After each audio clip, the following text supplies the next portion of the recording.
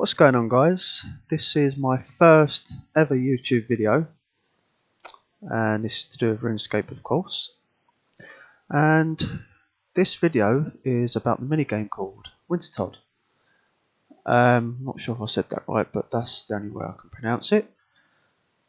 Basically, I'm just going to give you a quick guide on how to do it, what to wear, what to bring, stuff like that. So, as you can see, just get the mini-map up just to show you. We are here, and the only way I know how to get here is by a games necklace. So let me just show you on my games necklace here, and you can right click it or rub or whatever it comes up on your screen, and you just click Wintertodt camp and it will take you straight outside here. Well, not here, but maybe in the centre. Anyway, what to bring. Now, you've probably seen this on Wiki or people who have played the game. They say bring warm armour or gear, whatever you want to call it. Now, let me just show you mine. I got this from doing the mini game. So the Pyromancer hood and the top, bottom, stuff like that. You get that during the mini game. You can't just buy it. So you've got options. I chose yak armour. Bottoms, top and bottom yak armour. Bullseye lantern. If you've got a fire cape, that's obviously good. Anything that's warm armour. I didn't bring much, to be honest. I mean, I didn't do any other mini games or anything like week where the Santa outfit that's meant to be the best. But yeah, I started off with pretty much terrible armour, and eventually, yeah, get this through the mini game. As you can see, I've got 510 count so far, and I've almost got it. From level 50 I started, and I'm now 96, so yeah, it takes a while. I've actually got the pet as well, which is nice. That's 1 in 5,000, which is extremely rare. Anyway, let's stop rambling on. So once you're here, oh, another thing, bring your tinderbox as well. I'll show you when we get into the mini game. So once you've got your stuff, tinderbox, knife, hammer, an axe, the best axe you can use. Food wise, I would recommend jugs of wine, because they heal 11 HP, and if you brought something like lobsters, they heal 12, and it's a lot more expensive. So as you can see, if I examine the jugs of wine, there are 3 coins, which is nothing. So I bought 1,000 of them, which cost 3k, which is cheap as anything. Anyway, so why we need the tinderbox, knife and hammer, and obviously the axe. Basically, the tinderbox is to light this burning brazier. When it goes out, I'll explain when I'm in the mini game just to show you. The knife is to fletch the roots when you chop them. Let me just come onto here, over here, guys. And the hammer is when the brazier breaks. You just click on it and it repairs with the hammer, and you get construction XP.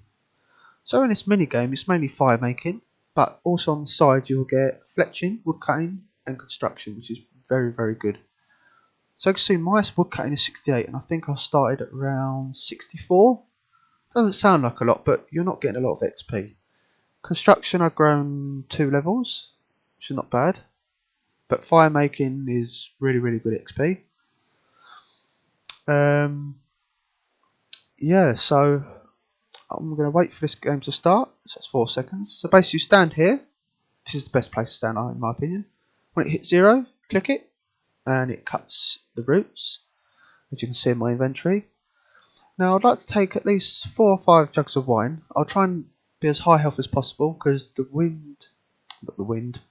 cold will hit you.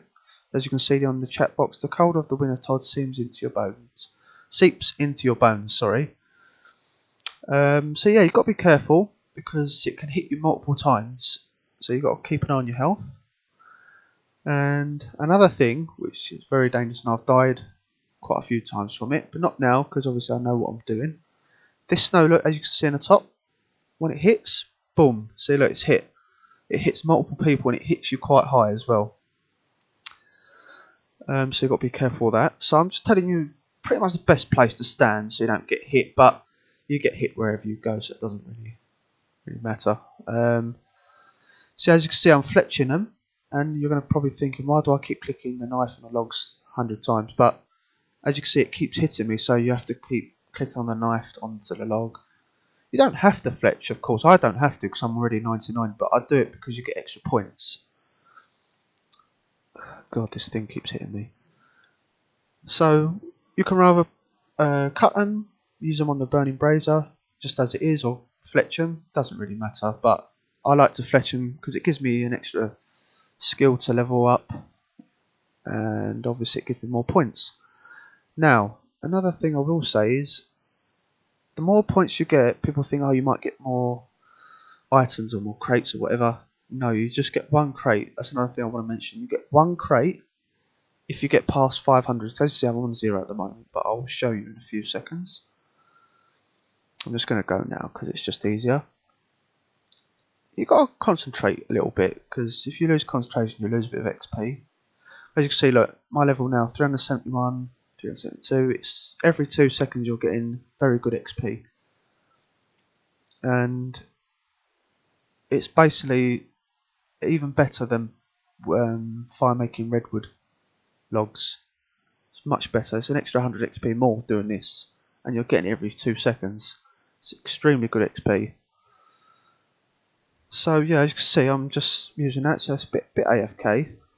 But once you've done, as you can see, look, the energy is 35, so you can still make some more logs. Just gonna have some more wine. And yeah, you just repeat it really, but just keep an eye on your health. I don't know what that was.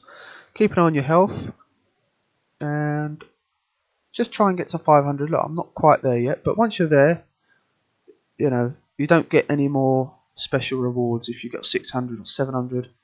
You know, I've got to 1000 and something, 1100 before, and it doesn't really make any difference. But obviously it gives you more fire making XP, which is nice. So